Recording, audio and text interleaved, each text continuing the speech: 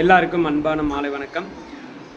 நான் இப்போ அந்த மேலே தெரியுது பார்த்தீங்களா ஸ்க்ரீனில், அதில் ஒரு பதிவு ஒன்று நான் இப்போ ரீசெண்டாக வந்துட்டு சமூக வலைத்தளத்தில் பார்த்தேன். அதில் என்னென்னா, இவங்க இந்த 2-3 வருஷமாக தான் விஜய் வந்துட்டு கட்சி ஆரம்பிக்கிறதுக்குனாக அந்த மாணவ மாணவிகளுக்கெலாம் வந்துட்டு இந்த +2 10th வந்து அந்த தொகுதி வாரியாக வந்து ப்ரைஸ்லாம் அலௌன்ஸ்மெண்ட் பண்ணார், தங்க முதல்லாம் கொடுத்தாருன்னு பார்த்தா கிடையவே கிடையாதுங்க.